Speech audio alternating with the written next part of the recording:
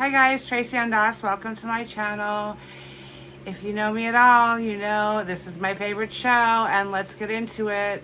Married at First Sight Australia. I'm so excited, you guys.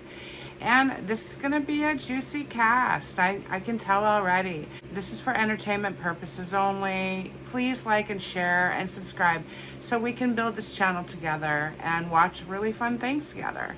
Okay, let's start off and talk about David. He is introduced first in this season. He's been a rapper, an artist for 10 years. Why would he want or need to be on the show? Well, I mean, maybe for some attention to his career, or maybe he really just wants to find love. I mean, I would imagine in the rapper world, maybe there's not all too much wifey material, so to speak. I don't know. Whatever reason, I'm sure we'll get to know him better during the season. But so far, he seems pretty impressive, and I'm excited to see who they pair him up with. And I can't wait to watch the journey of him finding his bride.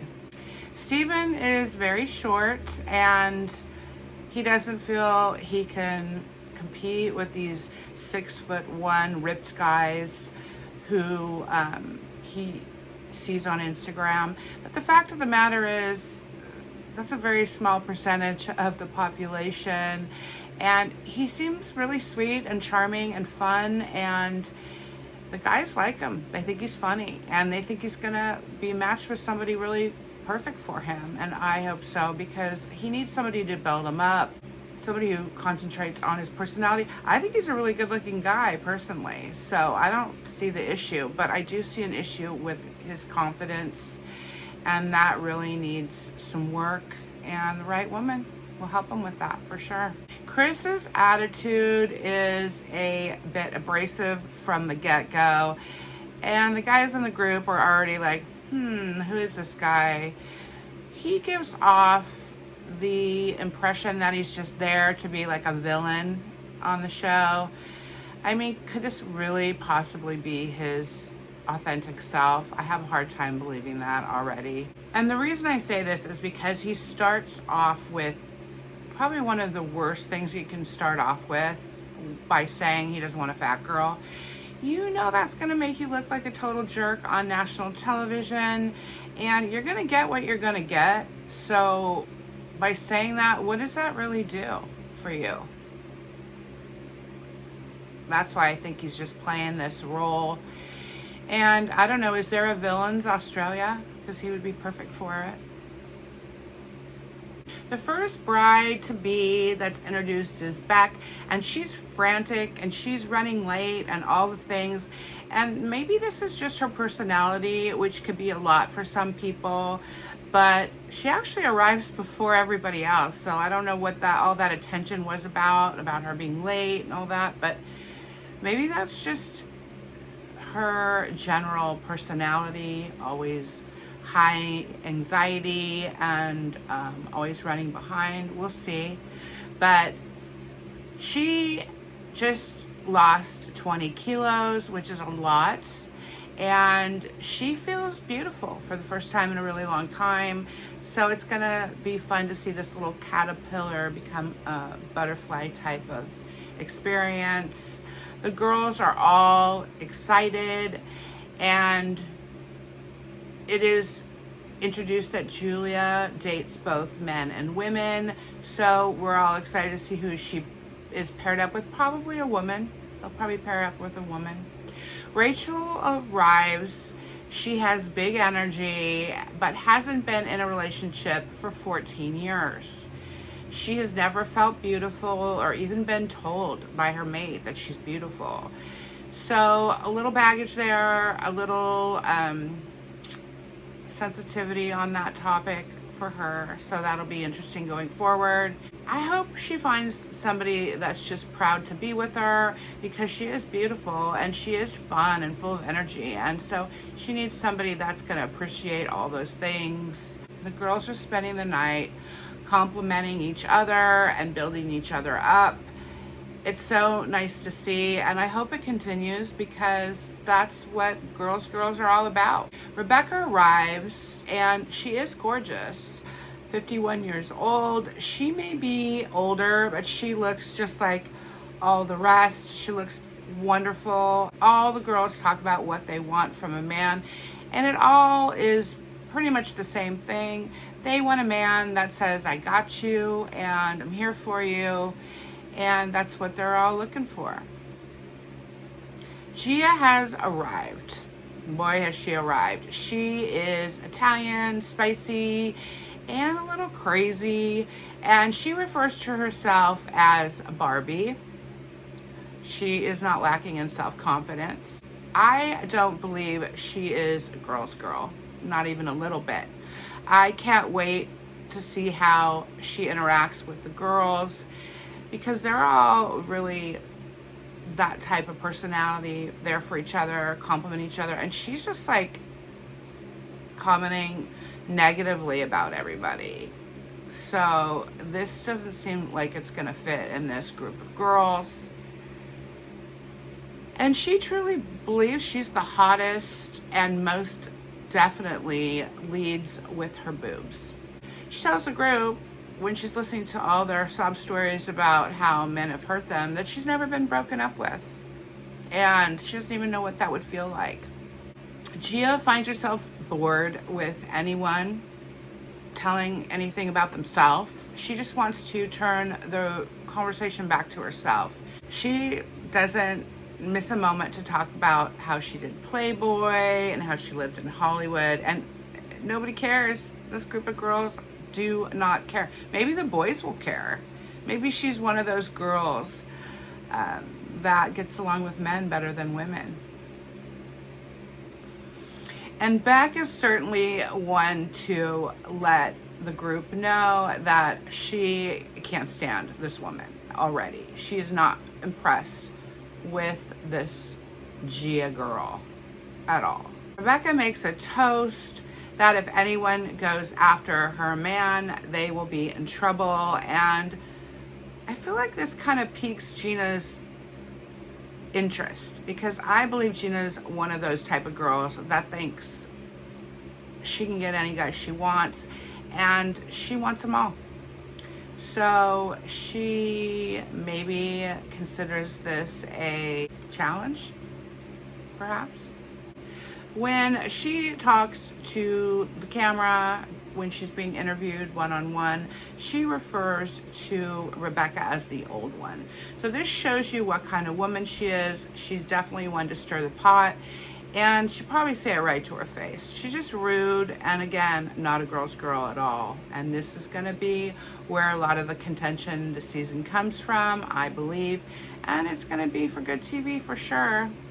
The judges discuss the cast, and Rachel is described as caring and kind and has a great sense of humor, and she does cover up her insecurities with humor, as many do, and this is something the judges are concerned about because they want her to address that. She has felt in the past with her past relationships that she's their dirty little secret, and it has really shattered her heart and her self-esteem. And so I believe the judges are looking for somebody who can help build that back up. And Rachel's match is Steven. So Steven can understand. He's got his own insecurities about being on the shorter side, and there's a lot of women out there that do not care about that. And I really feel like they've matched him with Rachel because she doesn't care about your height. She just wants to be treated like a princess, like all women do. And he works on boats, and he is a 100% mama's boy, which I also believe are the best men out there, because when you love your mom and you respect your mom, then you're gonna have that respect for women in general. And that's great for Rachel. That's what she needs. She doesn't need an arrogant man to be paired with. It's been a decade since he's been in a serious relationship, and the apps are tough for him because it's all about the way you look and your your weight and your height and your, you know, description. It doesn't highlight your personality or your humor. And that's his positives. Those are his strengths. So of course apps aren't going to work. And most people are just doing apps these days. He's just looking for a nice, outgoing, down-to-earth, funny girl. And I really believe this is what he's going to find in Rachel. So I'm excited about this match. And I really think neither of these two have thrived in the dating app environment. This kind of experiment is perfect for these two. Alyssa joins the experiment and she refers to herself as a high energizer bunny. My opinion on the situation is that she's a think talker. Anything that comes to her mind, she's going to say out loud, and she never stops. And this can be tough on a relationship because the other one wants to talk too. But if she finds the right guy, maybe this is a perfect thing for both of them. Somebody that's very highly energetic, if maybe they're not, I don't know if this ever really works. She was with her ex for 6 years with no commitment, and talking about it makes her very emotional. She starts to cry. And her friends describe her as a hurricane. She needs a very secure, very masculine man, and a man that's going to give her time to heal, because she is still clearly very upset about the way her last relationship turned out. And she's ready for babies and marriage, but she's gonna have to relax a little bit because she is just meeting this man, and this man is named David. They have paired her up with a rapper. Talk about a strong personality, a masculine personality. Let's see if this works. I'm also very excited about this coupling. I think it could be really good if they give each other a chance. David and Alyssa are matched. The energies are very strong. So it could go quite well, or it could go very, very wrong. David talks about he wants a ride or die. I mean, don't we all want a ride or die? Isn't that everyone's dream? He is looking for a strong woman, which I do believe he has in Elisa, and he doesn't want a selfish or self-centered girl. So that's the question. I mean, we don't know yet. We just met her. Is she self-centered? Is she selfish? This is what we will all be looking for. Just because she's pretty and just because she's strong personality doesn't mean she's self-centered. They both crave commitment and loyalty, and this is a great thing. She might talk too much for David. I'm not sure. She does talk a lot. He is a little on the quieter side. He is also very religious, so I hope she is okay with that and she's on the same page as him and can handle the scripture quoting. I feel like he wants a lady, and she is all over the place. The anxiety is in full throttle today, and maybe that'll calm down. I mean, I'm sure everybody's super nervous on their wedding day, at least most people, especially if you don't know that person. The scene in the car on the way to Alyssa and David's marriage is so funny. They put a sign up behind her and it kind of zooms into it, and I thought that was hilarious. It says, "Wrong way, go back." I'm not sure if it was meant for Alyssa, but it is very, very funny, and the joke was not lost on me. I loved it. David seems like he's looking for a softer, gentler type, somebody who's church-going, God-fearing, and I'm not sure if that's what he's getting. I'm not sure if Alyssa's the bratty person that she first appears to be. It's just too soon to tell. He looks amazing, and her friends think, wow, she's gonna like the way he looks, and he clearly works out a lot. It shows, and the confidence is great.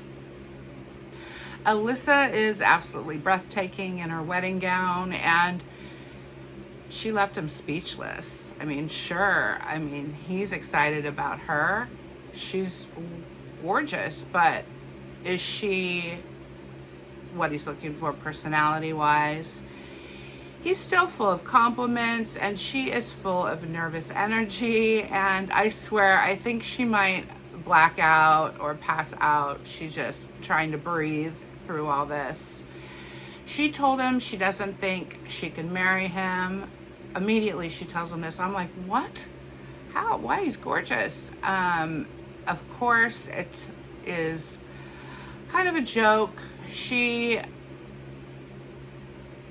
kept us all going for a minute, and he was like, okay, I understand. He was so sweet about it. I mean, it was a good icebreaker for sure. She's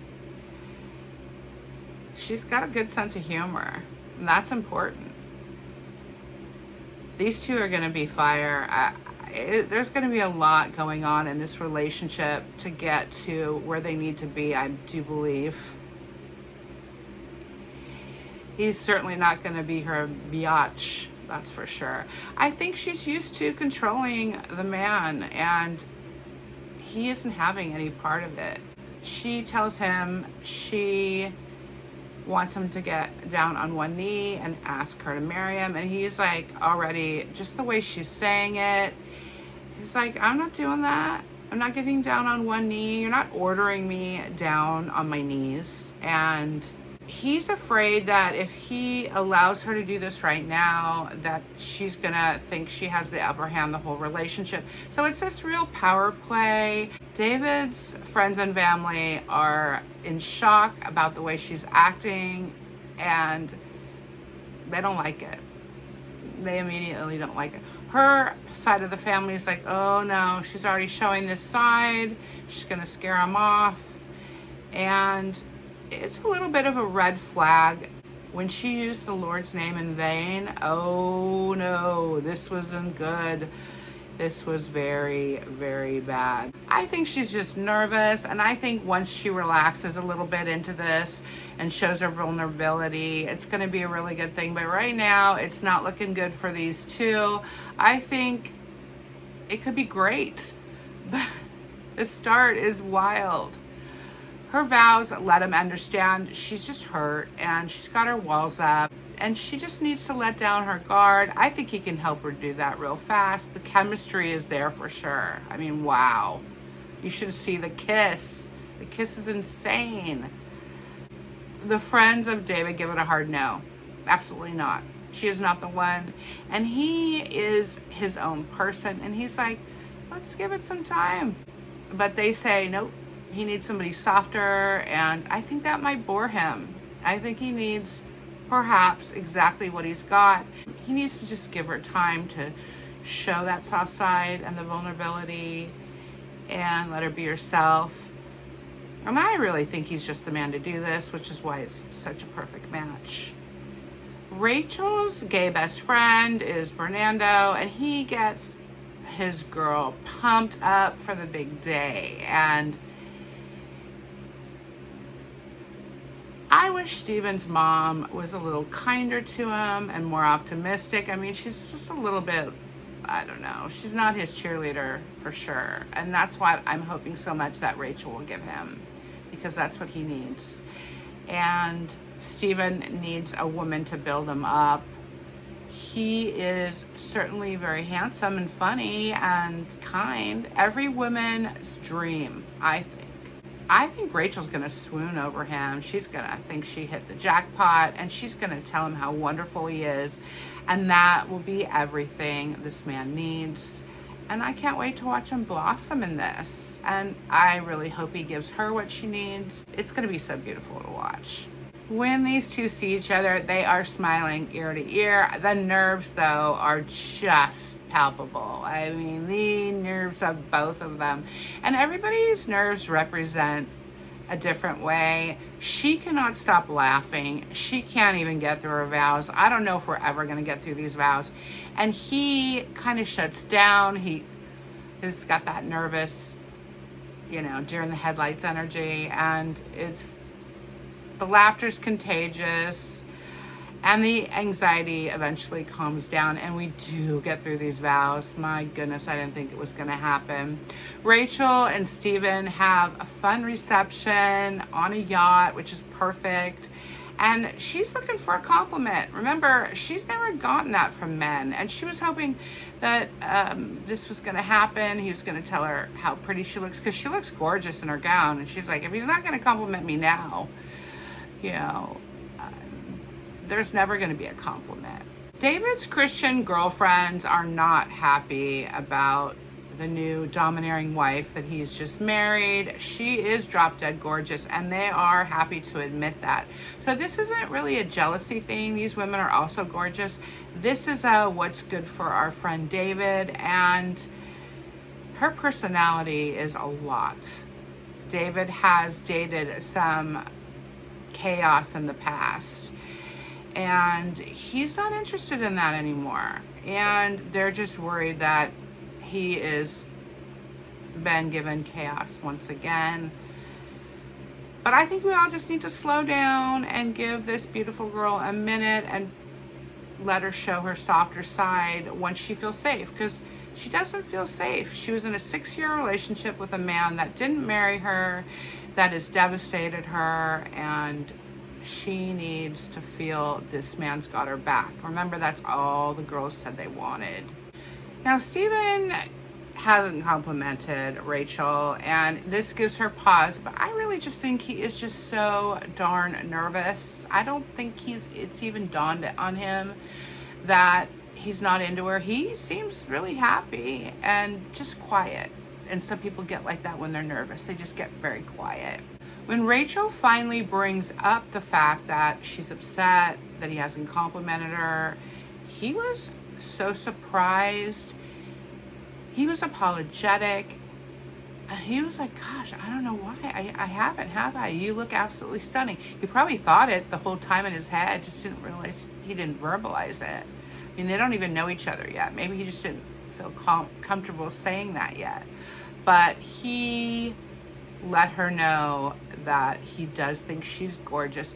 And I love that she brought it up, because the most important thing in any relationship is communication. And if these two can communicate right away their feelings, wow, this could be great. And I think it's just because he hasn't been in a relationship so long. And that's what he says. He's like, I don't even know how to act. It's been 10 years since I've been involved in a relationship. So I will do better. And this makes her really happy. So back to Jasmine and Mel really getting into David's head. But David wants to give his girl a chance. And Alyssa apologizes to him. And it shocked me. She claims she could be a bit of a hurricane, and she knows, you know, asking him to get down on a knee was a bit much, but she just really needed that because she never got that with her last relationship, and she really needed that and wanted that. And he was like, wow, see, my girl's already getting really soft on me already and sweet. Look at this. I gave her the chance, and look, she's already opening up and being vulnerable. So exciting. So I think Jasmine and Mel are going to be really surprised. I think they're probably going to end up loving this girl, and she's going to make David happy. I mean, I hope I'm right. Sometimes I'm so wrong with these things, but I really think that they're going to be a great match. You know, women have a tendency to be strong when they feel like they need to be, but they don't necessarily want to be. They want to be soft and feel safe around their guy. And when the man gently and firmly takes the lead, then she can relax and be her lovely self. And I think that's what's going to happen here. You guys, I hope you're as excited about this season as I am. I'm curious to see if they're going to introduce people later on, and if there's going to be some really hot guys. Last season, the guys were hot. This season, the women are hot. So we'll see if we get some hotties in here, and I'm just excited for the journey, and I hope you guys take the journey with me. I'll talk to y'all soon. Take care. Bye.